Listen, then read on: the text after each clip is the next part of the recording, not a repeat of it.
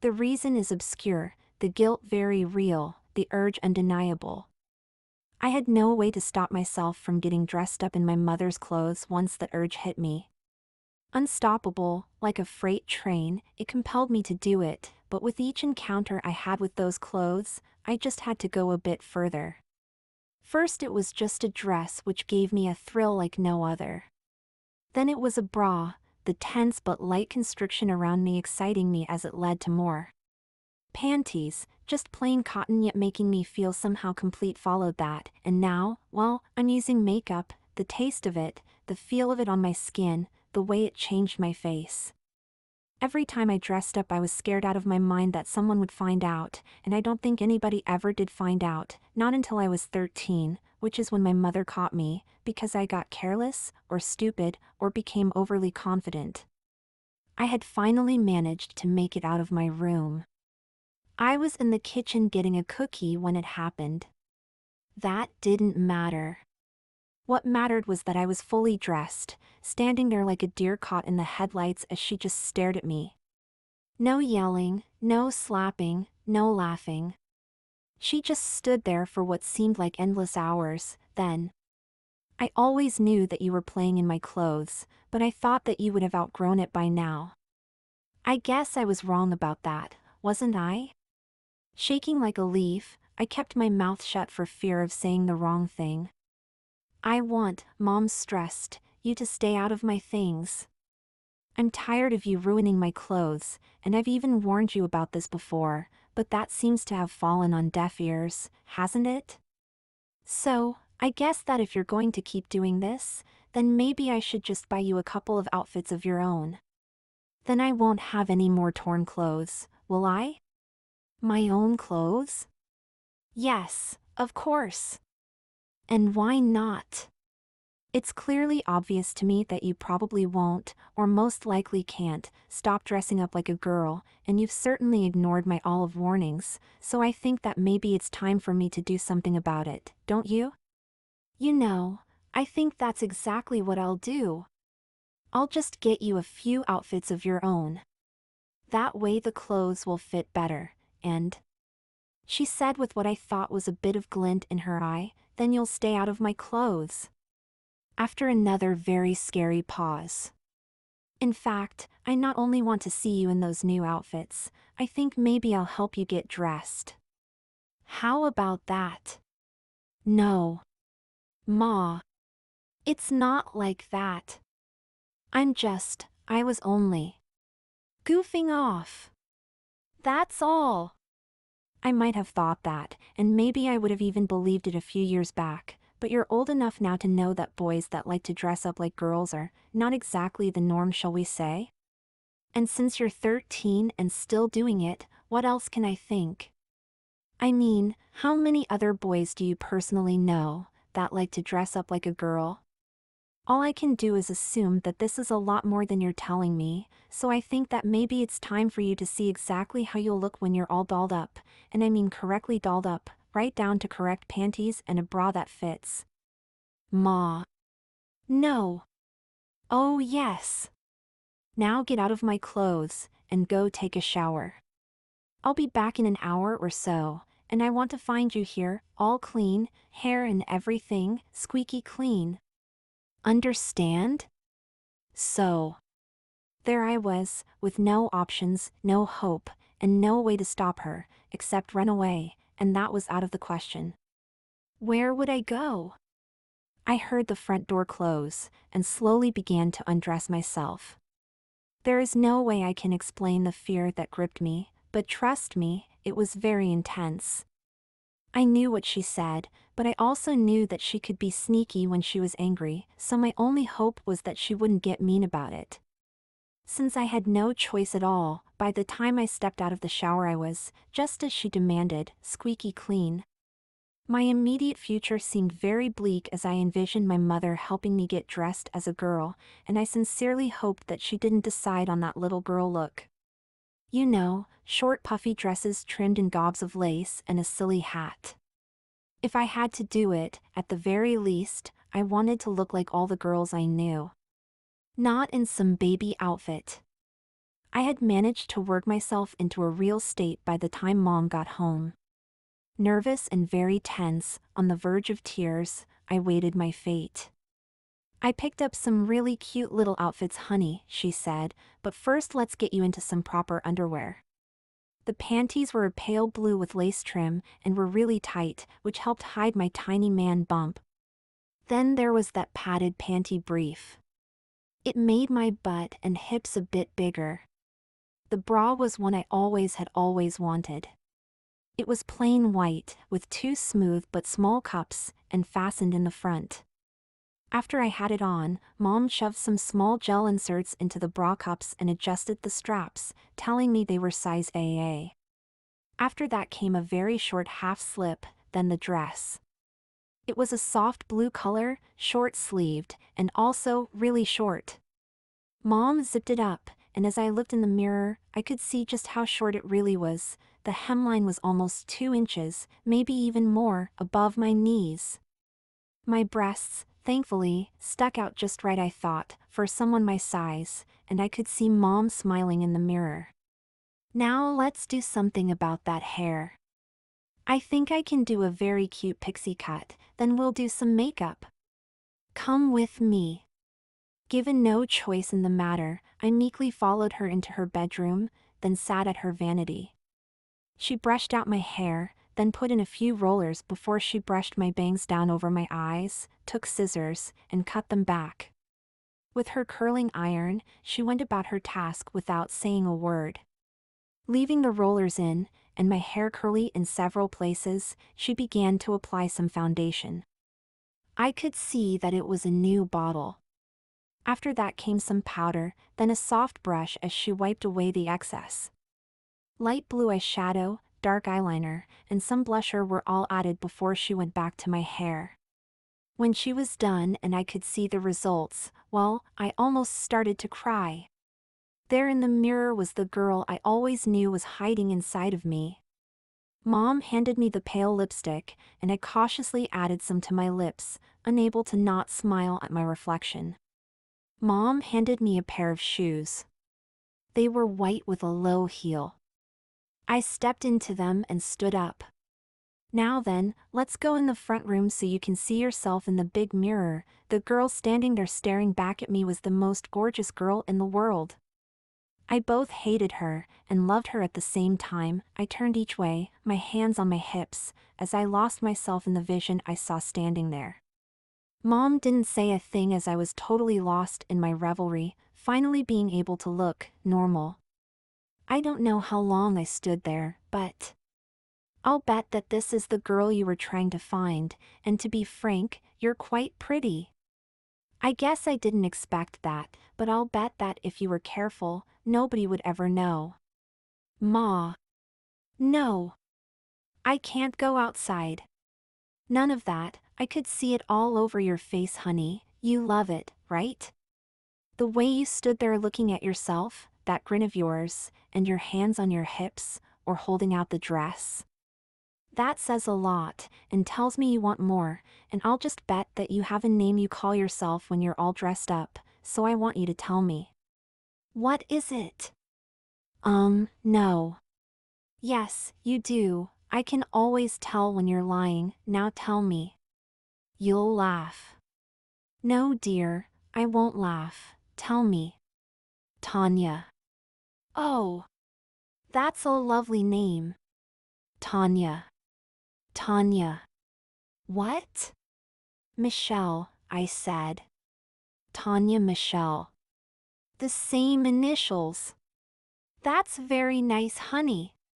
Unwilling to let the vision go, and without the slightest bit of thought, I suddenly blurted it out. Can I stay this way for a while, please? Stay this way? Of course. We're going out to dinner tonight, and we girls are going out of the house? Like this? Well, I'll clean up and change into a dress, but of course, just like that. You look just darling and you know it, and I'll bet that you have dreamed of getting all dolled up and going out for a long time, and guess what? Now is the time. In about an hour. I need to clean up. I froze up. Plain and simple, I was scared to death at the very thought of leaving the house dressed that way, and it didn't matter if she was right. I really did want to go, but I was totally scared, even though I looked better than I expected, or had any right to hope for. There was no way to know what the guys would say if they saw me like that, but I could guess, and I didn't want to think about what would happen if they did. In any case, my mother can be very forceful when she wants to be, and I just knew that she was about to make me go with her, no matter what I wanted. In my fear of discovery, I set aside my longing to go out and be a normal girl, and pleaded with her, begged her not to make me do it, but all she did was tell me not to cry. Stop that. I'm not listening to any of that. You know perfectly well that I won't let anything happen to you, and we both know that this is exactly what you want. And didn't you just ask me if you could stay this way? No. We're going out to dinner, and that's the end of it. About all I could do was stand there and stare into that mirror. The girl I was looking at, me, had hair just above her shoulders, wavy, courtesy of the rollers and curling iron. Big brown eyes that seemed brighter after the eye makeup was added, red lips that moved when she smiled, a smallish bust line, but a great figure, and best of all, great legs. The dress exposed my legs well above my knees, making me feel more than a bit undressed, yet I could not help but smile at the fact that I looked better than I ever had managed on my own. Still, I was about to leave the safety of the house, and who knew what could happen? Forget the guys, what if I got hit by a bus? They would have a party at the hospital when they found out. Mom looked absolutely great when she walked out of her room. She wore a snug red jersey dress that was just as short as mine, also with heels. Her makeup was perfect, and her hair looked good as well. She handed me a small purse that had a long strap, and pointed to the door. The moment of truth had arrived. I took that first step outside, fully expecting to have the entire neighborhood standing there, laughing at me, but nothing happened. We got in the car, and Mom drove us to her favorite restaurant, right downtown. We had been there many times, so they knew us. All I could hope for was that they would not recognize me. I was praying hard when we walked in. "Ah, Mrs. Stickney. How nice to see you again. Hello, Gregory. This is my guest, Tanya. Miss Tanya. How nice you could be here tonight. Let me show you to your table." And that was it. If he recognized me, he was gracious enough not to mention it, and all through dinner nobody gave me a first look, let alone a second, and that surprised me more than a little, because I knew the truth, and I assumed that everyone else did too. But it was an uneventful dinner, which gave me the merest wisp of hope that I might just get through it without being found out. Every nerve ending was on fire the whole time.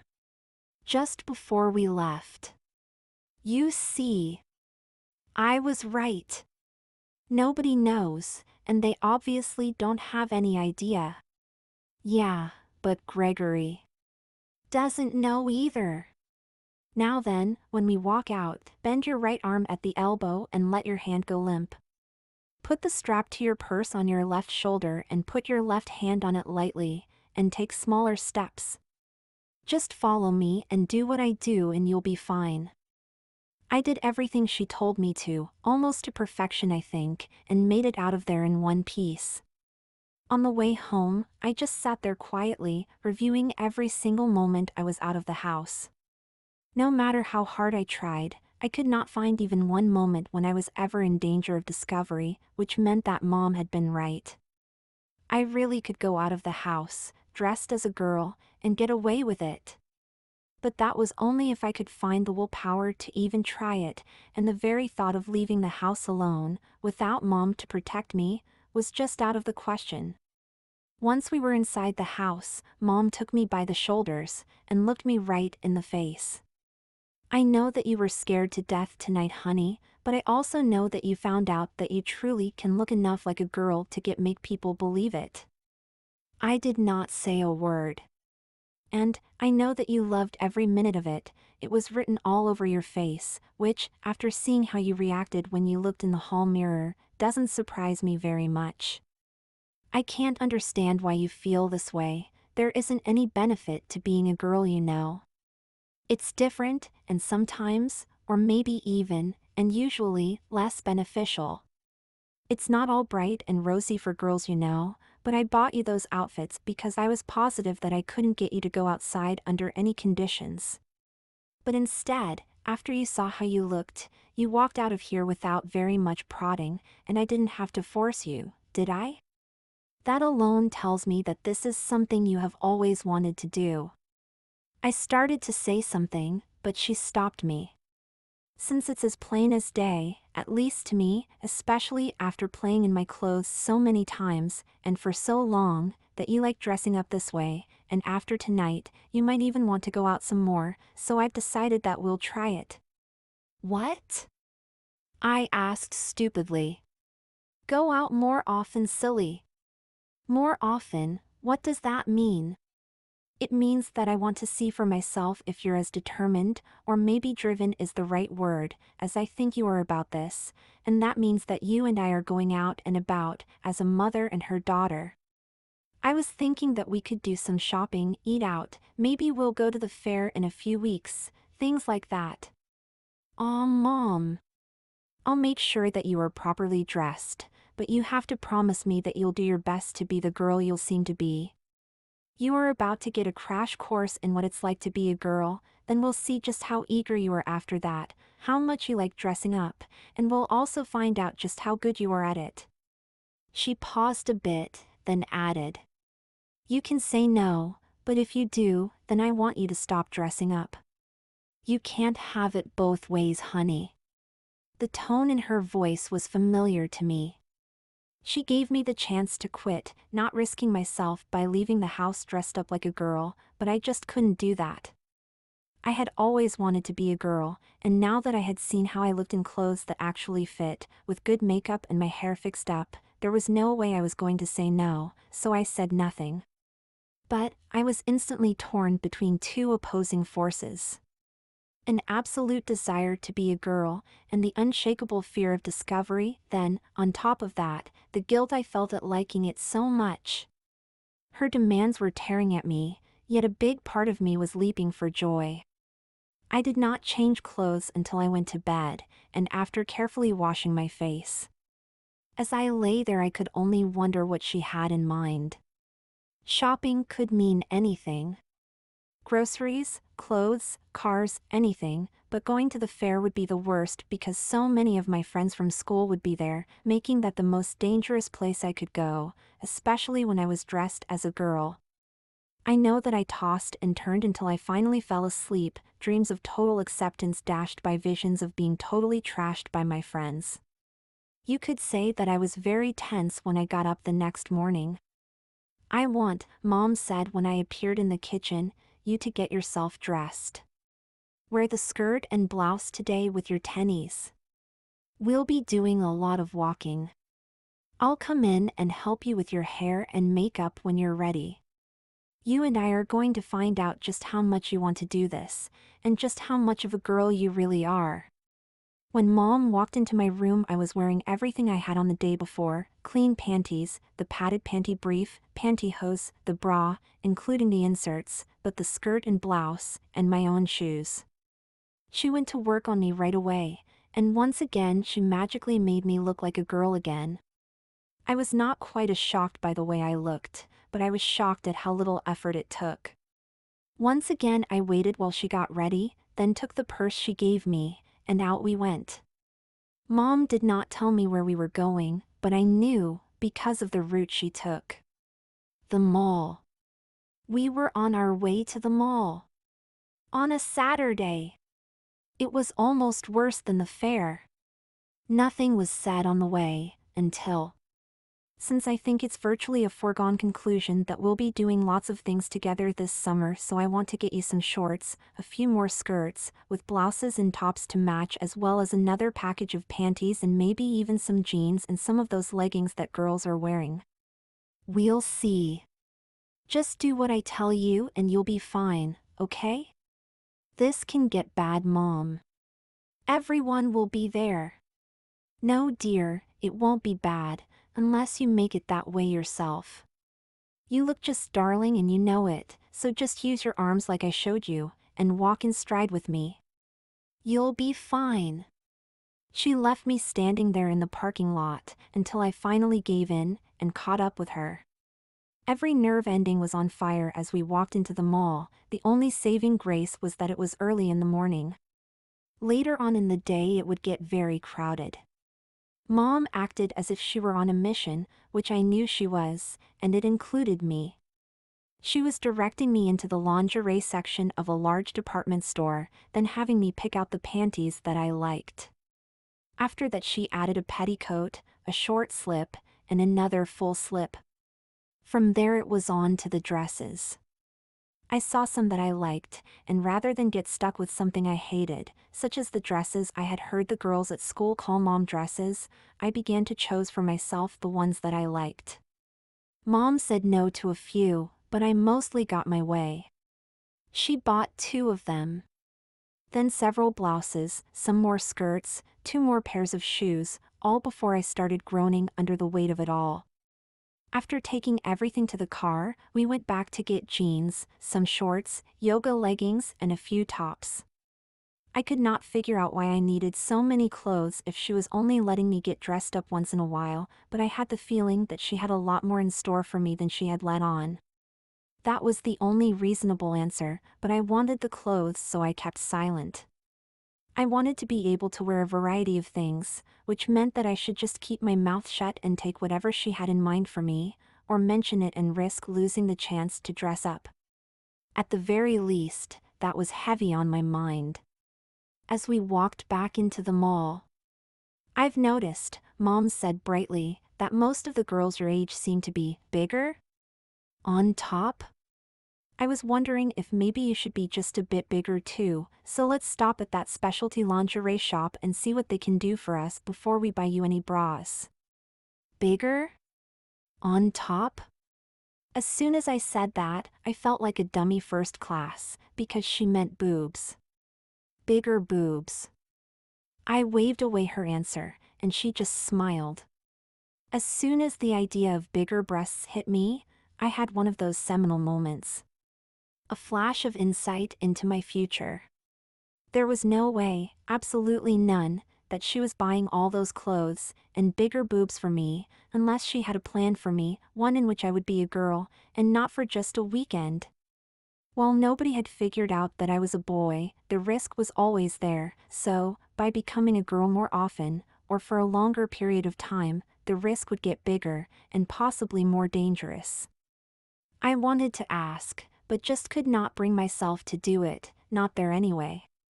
The shop she mentioned was located towards the back of the mall, a very small place that one could easily miss. As we walked in, I was assaulted by the scent of lilac mixed with latex. I just stood there, a bit scared, and also a bit eager. "How may I help you?" the lady asked. "Yes," Mom said softly, "my son wants to be my daughter, but of course, she is flat-chested, and doesn't have enough roundness below the waist, and I think it's time that we helped her a bit. Right now she is using small gel inserts and a padded panty brief." "I see. Well, yes, we can help her, but how far we go depends on just how much realism you want. The more you get, the more it costs. Summer break is just a few weeks away, and I just know that she would enjoy spending most of the summer as a girl." I was trying to sink into the floor as my own mother calmly explained that I was really a boy, but the lady didn't even flinch when she found out. She showed us several of the special panties she made, carefully explaining the options for each one. The breast forms looked very lifelike, at least to me, and I suddenly wondered how they would feel in a bra. No matter how much I wanted to be a girl, having to stand there and listen to a clinical discussion about making me look like a girl was very unnerving. Mom said something I missed, then. "She can of course wear the panties starting right now, although it would certainly be better if she came back after school lets out so I can attach the breast forms." If you opt to allow the panty right now, she will have no choice but to use the facilities like a girl would, but that should not be a problem. Given the short time she has left in the school year, she can come back later and we can attach the breasts. Mom took me by the arm, and we went off into a secluded corner. If we do this, if I buy this panty she has shown us, the good one, and those breast forms, and you agree to wear them, then you do understand that you will virtually become a girl? You do know that, right? I nodded my head yes. I bought those clothes for you so you could play dress up without getting into my clothes, but this panty will make you not only look like a girl, but she told me that you'll also function like one. I had planned on getting you some better breast forms later on, but with this panty, and those breast forms together, well, it'll let you experience what it's like to be a real girl, full-time every day, for every function, at least until school starts in the fall. But I won't do this unless you tell me that's what you really want, so what's it going to be? A girl? Full-time? All summer? Apparently that's what it means, so yes. But that also means that you would have to do everything a normal girl your age would do. Can you do that, or do you even want to try that? There it was, all laid out for me to grab. Ecstasy, or failure, all in one ball. My emotions were all snarled up as I debated with myself for a bit. The good thing was that I would probably be able to deny that I was a boy, and prove it. The downside was that I would be unable to do things a boy would do. I guess my desires overcame my doubts, and I uttered one word. Yes. Okay, Mom said, as long as you completely understand what she said. She said that you would function like a girl. You know what that means, don't you? Yeah, I guess, I would have to use the can like a girl does. Well, that of course, but there is more to it than that. But I think that in the interest of your safety, and since you say that you want to do this, I guess we'll do as she suggested, and get the best she has then. That's why, a bit over 2 hours later, when I walked out of the shop, there was no sign below the waist that I was a boy, and in my bra sat those new breast forms, still unattached.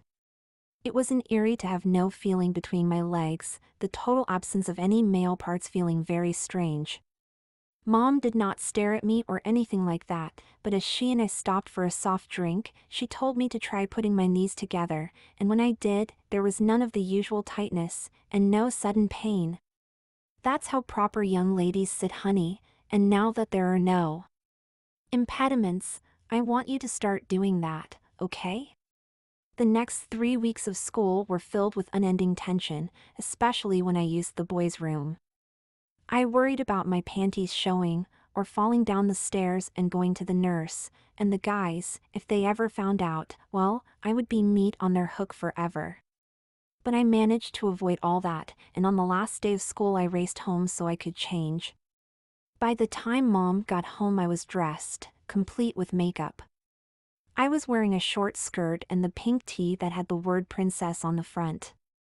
I was eager to become the total girl I wanted to be, rather than the half a girl I actually was. Mom knew right away that I wanted to go back to the shop, so after she changed, we went back to the mall. The lady must have recognized us, because she quickly took me into the back room, and within a short time, she attached the breast forms to my chest. The weight of them tugging at my chest surprised me a bit, but when I had my bra on and I saw the modest cleavage they created, I could only smile. I was a full A cup, not the AA I was before, with the gel forms. Once I was dressed and Mom paid the bill, we started for home, but on the way. You do know that you will have some different duties now, as well as new friends? Huh? Well, I doubt that you're going to tell your friends about this, right? And you're not going to stay in the house all summer, I won't allow that, so that means new friends. Most likely there'll be other girls your age. I was thinking that you might like to do some volunteer work at the hospice? As a candy striper? Me? But I'm not a. Yes, honey, you are a girl. Your name is Tanya, remember? And if I asked you to undress, you would look like a girl, right? So tell me, why shouldn't you do something like that? I could not give her any kind of answer that was going to make sense, so I merely shut my mouth. Even though I was still a bit worried about going out alone, I didn't want to stay in the house all summer either, and like Mom said, she wouldn't allow that anyway. So, while working at the hospital wasn't even on my radar, it did make some sense. I would be in safe hands while she was at work. That night Mom made me practice doing my own hair, which had gotten a bit longer, and doing my own makeup, but in a manner she said was appropriate. The next day she took me to the hospice. I filled out the forms, using the names I had picked, and was inducted into the ranks of the other girls doing volunteer work. I was given the list of rules, and 3 dresses, then told to change. As I walked into the ladies' locker room, I saw that I wasn't alone. There was an older nurse changing as well. I quickly undressed and put on the dress, put my hair into a ponytail as instructed, and walked back out to the nurse's station. I was introduced to another girl my age. Her name was Sarah. Hi. I'll show you around, then we can work together until you get the hang of it, okay? Sure. Sarah was the only girl in a family of 4 brothers and she seemed desperate to meet a girl her age that she could, or might, do things with. She and I visited, and sat with many patients that simply wanted to talk, some elderly, and for the most part, they treated us like granddaughters. The men all smiled, but the women were just delighted that Sarah and I stopped in to see them. Since I have no grandparents, it was a treat for me to be around them, and I found out that I really enjoyed it. Sarah was just a few months older than me, and we hit it off right away, although she lost me a few times when she started talking about boys, her idols, and things like that. Boys, never having been of interest to me, left me with little to add, but I listened well. Because I had been dressing up for almost a month before I started at the hospice, I must have learned enough about mannerisms that nobody said anything to me, including Sarah. At the end of our shift we changed clothes, and went out front for our rides. My brother can drop you off if you want, that way you won't have to wait for your mom. Great! I'll call and let her know. Her brother took me home, and I started dinner. My day, contrary to my expectations, was actually fun, especially talking to the older women, and Sarah seemed to be eager to have me as her friend, and for me, I felt that by having at least one girlfriend, I would fit in just a bit better. I never felt better about what I was doing than right then. I had become the girl I should have been all along, and I loved every moment of it. The bra was a constant reminder, as was the fact that I had to sit to use the bath, and I reveled in the fact that I looked just like Sarah. She had seen me in my panties and bra, and didn't know the difference. Mom arrived right on time, and I treated her to my favorite, meatloaf with green beans and a potato. She and I talked about our day, and I told her how the older people treated me, and how I felt. She knew that I had missed out on having grandparents, and was very happy for me. Just after dinner, the phone rang. I answered it, listening as Sarah started talking, quite fast. My mom is letting me have a small party. Can you come? Please? I asked, and Mom said I could go. The next day Sarah gave me all the details. Her dad was going to barbecue, there would be about 20 kids there, and it was more like a picnic rather than a birthday party, even though her mom was demanding that the girls wear dresses or skirts and blouses. She says it'll make everyone more polite or something. The guys can't wear jeans either, so I guess it'll be okay, but still. Yeah, I said, I see her point, but I'm with you. Shorts would be so much cooler. That's what I told my mom, but she's so very old school. Girls, the head nurse said to us. Time to change. Here is a list of patients I want you to visit today. Tanya, you're on your own today. I have to say that the crisp white dress, with the flaring skirt, made me feel a lot like a nurse, except for the red and white apron. I started visiting the people on my list, starting with Bud. He was going to die soon, the nurse told me. He had cancer that had taken over his body. Bud was very old, thin like a reed, but smiling when I simply sat there and held his aged hands. My next patient was Gladys. I already knew from a previous visit that she was all alone. Her son had been killed in Vietnam, her husband gone the previous year. She was about 88, maybe more, but she still had every bit of her faculties, only her body was failing her. I liked her a lot. "Tanya," she said with a smile when I walked in. "What a sweet girl, and so pretty too." "No sweets, Gladys, you know what the doctor said." I bent over and hugged her, then helped her sit up in her chair. I simply sat there and talked with her, listening as she recounted her old boyfriends, her son and husband, and how much she missed them. There were tears in her eyes as she told me those things. It was sad to know that she had nobody left to care about her, except me, of course. For me, I was totally shocked to find out that I liked my job. The dress had nothing to do with that, it was something more than that. I actually liked talking to the people, being their extra hand or willing ear, and Gladys was special. She was the grandmother I never had. "I'm going to die, Tanya, soon I think." "But you're doing so well." "Hush up and listen to me, girl. I have nobody left, no family at all. I lead a great life, with a wonderful man that loved me beyond words for well over 65 years. The time is coming when we'll be together again, but for now, I have a few things left to do. I know that you think of me in a special way, it's all over your face every time you visit with me, and I want you to know that I have come to think of you as the granddaughter I never had."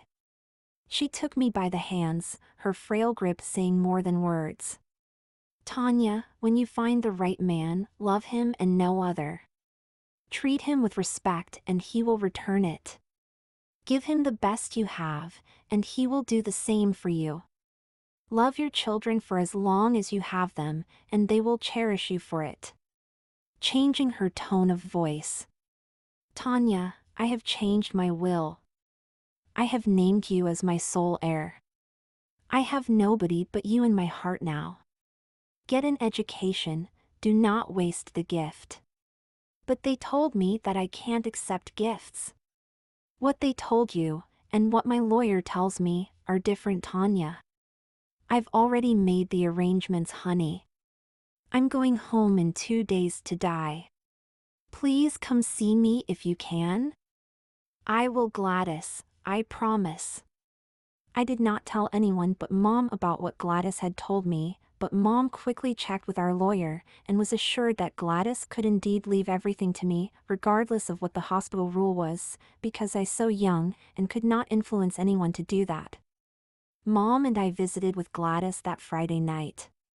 She looked a bit more gray, but was lively, and was very glad to see us. "You don't have a fella yet, do you?"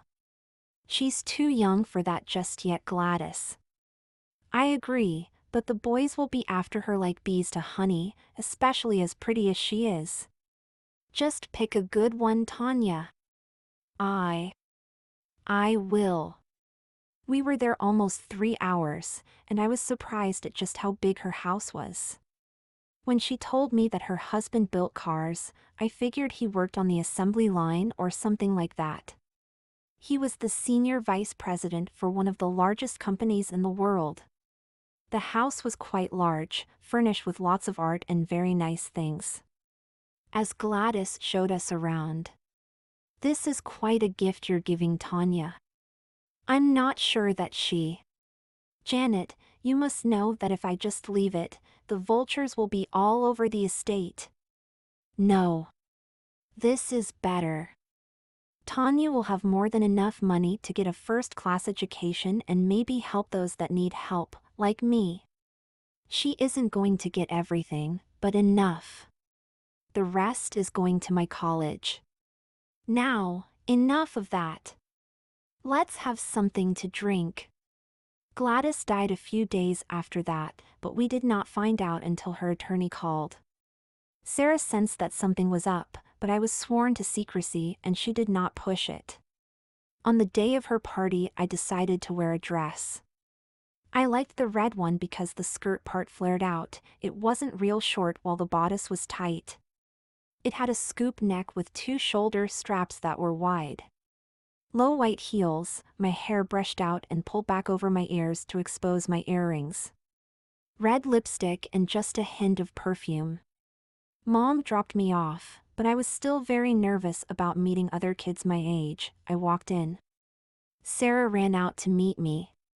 "Oh my God! You're so gorgeous!" Grabbing my hand. "Let's go in and I'll introduce you around."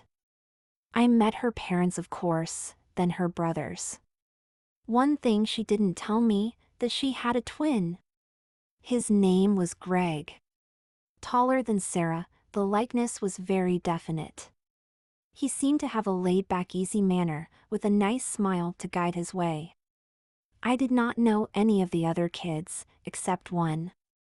I knew him from school. Instantly alert, I waited for the big haha, but he didn't recognize me and I quickly settled down. Sarah and I got separated, and while I was getting a soda, "Tanya?" I turned. It was Greg. "Hi." "Hi. You and Sarah work together, I hear." "Yeah. We read, or talk, or just comfort the patients." "I like it actually." "Yeah. That's good work." "Me? I mow lawns." "That's hard work." "It must get hot doing that." "A little, but that's cool, I can handle it." I smiled. "Let's sit over there." "It's in the shade?" "Sure, why not?" Greg was being very attentive, and while it was different having anyone, let alone a boy, be that way towards me, I found that I liked that too. It made me feel good, because it meant that he had accepted that I was a girl. A boy like me, having another boy attracted to me? Why didn't I find that so outlandish? And why did it make me feel so gooey? True, he was tall, handsome, very polite, and sitting there talking to me, but why did I feel that way? I'm really a boy, and boys don't like boys, do they? Want to dance? I can't dance. Then we'll just stand there and sway back and forth. The top of my head came to just about his ear, so my head naturally rested on his shoulder. He and I managed not to maim each other trying to dance. Then a bit later, just as Greg and I sat down together, Sarah walked over. "So, there you are. Is Greg treating you okay? You know how guys are." "Easy, sis. Tanya and I are just fine." "Be careful, Tanya, he's like all guys, in his mind he's undressing you." "But," I said softly, and with a grin, "what if I don't mind?" "It's only in his mind, and how big can that be?" "Hey there." Sarah and I grinned at him, then she and I left together. The smirk on her face said it all. I had told her that I wasn't interested in boys, yet there I was, all goo-goo-eyed at her brother. "Greg must really like you, Tanya. I've never seen him ask anyone to dance, ever." "Really?" "I wasn't doing anything. He just asked, that's all." "He's going to call you, I'll bet on that." "No. It was just a. He likes you, dummy. Just go with it. He's really a good guy, but it's my job to poke fun at him. I'm his sister after all. His twin sister Sarah. You forgot to tell me that." "Yeah, well, he and I don't talk about that much. Besides, I'm older than him by 2 minutes, and he hates that." I went home about 9, and when Mom picked me up, Greg was standing right there next to me. Mom merely smiled when she saw that he was holding my hand. Almost the minute we walked in the house, Mom asked me all about Greg. I told her that he was Sarah's twin brother, and he only walked me to the car. When your mother snorts, you just know she didn't believe a word you said, and my mom had snorted. As I got ready for bed, I too wondered about Greg. Did he like me enough to call, or was Sarah just blowing smoke? And did I even want him to call? I had always known that I was really a girl inside, and had become one, well, almost anyway. I loved my job, the people needing me for various things. It made me feel useful. But I had yet to see myself as someone's girlfriend, or even think of myself that way. Until Greg started paying attention to me. Then it hit me like a ton of bricks. I really did like the way he treated me, and I knew right then that I could not go back to being a boy, even when school started. It wasn't quite the revelation that it sounds like. Deep down, I knew at the minute I was fitted with the panty and breast forms. The big question was not did I want that, the question was, could I get Mom to go along with it? Day after day I worked at the hospital, gaining a bit more freedom, and also, more responsibilities. They were letting me help the nurses at their station. About 2 weeks later Mom got a call from Gladys' lawyer. All funds were ready to be distributed, and I was to appear in his office promptly at 4 the next day. Mom and I appeared together at the appointed time. Gladys, her lawyer intoned, has left you a very large sum of money, which will be doled out, like an allowance until you are 18, at which time you are free to do as you wish. Tanya, just look these over and sign at the bottom. I started to reach for the pen, but Mom stopped me. Tanya is not of legal age to sign anything. As her mother, I'll read the documents, then I will sign for her. Of course. As you wish. Mom read the documents, then signed her name. After the lawyer gave her the access codes to the money, she and I left his office, but as soon as we hit the street. Tanya, honey, you are now a very rich little girl. Unless you want to, I doubt that you would ever have to work a day in your life. Her face then went very serious on me. The one stipulation Gladys insisted on is that you get a good education and marry the right guy. I was puzzled, and must have shown it, so Mom explained it to me. What that means, honey, is that to marry the right guy, you'll have to be a female, and that means that from now on, you'll have to be the girl you are now. In school too? If you want the money, in school too, honey. But that's what you wanted anyway, isn't it? Yeah, but... It also means that we'll have to find a doctor that can help you develop your own attributes. To become a woman, you'll need to have your own breasts, honey, with naturally smooth skin and a rounder figure all your own, not just some bit of latex magic. She did not tell me how much money there was, nor the amount of my allowance, but I just knew from the look on her face that both were substantial. The fact that I would have my own boobs made me feel giddy, and I was more than eager to start, but that had to wait. The very next day I was called into my supervisor's office. You accepted a gift from one of the patients. That is totally outside the rules, which require you to forfeit any gift to the hospital. I already knew better, so I gathered up my nerve, and our lawyer told us that you're wrong, and besides, I don't think you should be talking to me. You should be talking to my mother. I'm still a minor, remember? I thought she was going to spit nails, she was so angry. Okay then, if that is your answer, we will take legal action against you, and your services will no longer be required at this facility. I'll change, get my things, and leave, I said in a huff, also angry. You're a pain in the ass to work for anyway, and I'll bet that as soon as word of this gets out, the other candy stripers will quit too. I saw Sarah in the locker room, told her what had happened, and she didn't even bother to change. She simply cleaned out her locker, told the head nurse she was quitting, and we left, as did several of the other girls, as soon as they found out what was going on.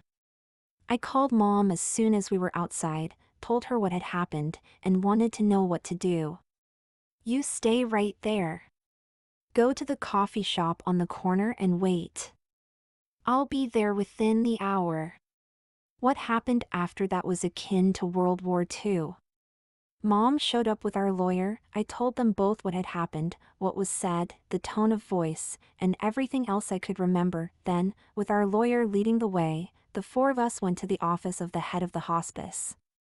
We were ushered into his office, rather quickly I thought. Our lawyer told him what had happened, then added, "Those rules aren't worth the paper they are written on, and you know it. You have no jurisdiction on what people do with their own money, nor who they want to give it to. I understand the reasoning for the policy, but to browbeat a little girl? I assure you, she has a wonderful case for slander, and we will not be averse to using that tactic if you persist in this policy of berating little girls to return gifts she has no control over." He lowered his tone of voice, and went on. "Now, since you have zero chance of enforcing this ridiculous rule, and I'm sure that you are not eager to have this hit the papers, right? I suggest that you bring that supervisor in here and explain the facts of life to her." I had no idea about this. Yes, we have that policy, and knew that Gladys gave some money to one of our helpers, but I knew nothing about this, browbeating as you call it. Our lawyers assured us that we could have this rule.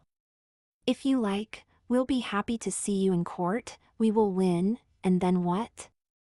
Just how many others on your staff will quit? Please call that supervisor in here and explain this to her, or I will. And, as you know, the lawyer said, Tanya is a minor, and could not accept the gift herself. Her mother is the one that actually signed the papers, so you must also know that as a minor, Tanya had no legal standing in this policy of yours, and therefore, you have no jurisdiction in this matter. May we speak to her supervisor? She arrived in that office, still panting. When she saw me, she paled. The CEO had tried to explain the reason for the policy, but he already knew that it was unenforceable. Our attorney made it very clear that my mother was the one that had signed the papers as my agent, and I, as a minor, was not liable for her actions, and in any case, that rule was just ink on a page, and worthless to boot. The CEO called their lawyers and must have gotten the same answer because he finally acceded that our lawyer was right, so when my supervisor showed up, the ass chewing she got from the CEO was truly something to see. She turned red, then white, and finally, she visibly sagged. In effect, she was told in very clear terms that what a patient decides to do with any kind of gift is their business, not hers, and any further mistreatment of anyone under her direction would result in her looking for a new job. Just then his secretary came in and told him that because of what happened to me, all of the other volunteer aides had quit. "That tears it," he roared. Then pointing at the supervisor, "You get your ass on the phone and get those girls back in here. I don't care what you tell them, but get it done, or you're out. Now get out of here." Turning to us. "Is there anything else?" "Well, yes," Mom said calmly. "What is the name of your very best hormonal specialist?" "I'll write it down." "Anything he does is on the house." "No, we'll pay for it ourselves." "That way he cannot provide you with any information, can he?" "As you wish."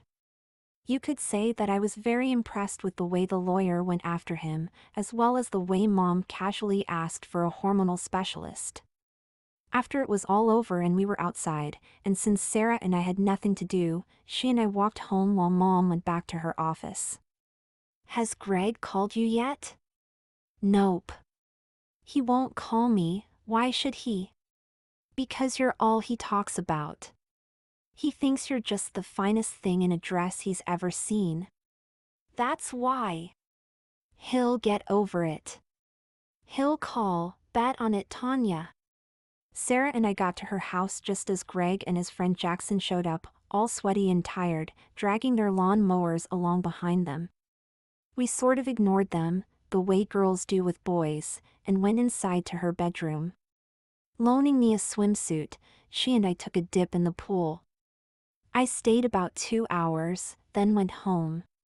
Greg and Jackson must have left, because we never saw them again. I was in a turmoil. I was about to become a real girl. The guilt that I had felt before this all started came flooding back, and I wondered if I were doing the right thing. I had always wanted to be a girl, and I had no doubts about that, yet there was that tiny sliver of male in me fighting hard to regain control, and always losing. I undressed to take a shower, and once again looked in the mirror. I was a girl. Breasts and hips, no manhood, merely a stripe of dark hair surrounding a narrow groove. As I ran my hands over my body, I knew that I was right, and set aside the fears and guilt that had been trying to take away everything I wanted. By the time school started, my hair was well below my shoulders, hanging straight down, parted in the middle with modest bangs. I looked like many of the other girls. I had to change schools anyway, and ended up with Sarah and Greg in the new charter school. To this day I do not know how Mom managed it, but I was enrolled as Tanya Michelle, female, age 14. As the days became weeks then months, my body began to change until finally, the breast forms were removed. I had a full A cup all my own. Greg and I doubled with Sarah and Jackson for pizza a few times, but he wasn't the one for me, and we both knew it. We remained friends, but that's all.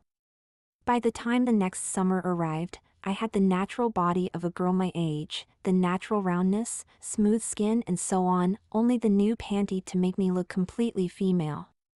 Mom and I had almost the same relationship, although she wouldn't budge on certain things. Like walking to Sarah's house at night. Wasn't going to happen, and it never did. Her rules made sense to her but not me, because I did not understand the dangers yet. A girl walking alone at night is fair game for the predators in our society.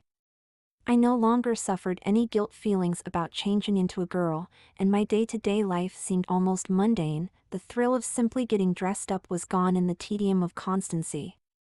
Each day was the same. Get up. Get dressed, do my hair and makeup, go to school. The thrill of wearing a skirt or dress faded away like so much snow in a heat wave. I was 17 when I let someone touch my breast, through my clothes of course, but the sensation of it made me eager to complete my transition. Like most girls my age, I knew that boys wanted to get into our panties, but I also knew it wasn't going to happen. There were other ways to make our guys happy, so to speak, but I was still a virgin when I graduated. 3 years of learning to be a female in every way possible had been interesting if not fun in some cases, but I was ready to take the final step to become the girl I already seemed to be. Guilt and fear can drive a person crazy, and I know that firsthand. I was very lucky to have someone that was willing to let me explore a special part of myself, the forbidden part. So many others like me suffered through the guilt and the shame, arriving at a place that only gave them momentary relief, if at all. My mother has a strong will, which she gave me, or we would not have been able to survive my transition. Her willingness to allow exploration of the girl I had inside, and my willingness to not only bare my soul to her, but dare to expose myself to the public, gave me the strength I needed. The journey was hard, the risks great, the outcome worth it.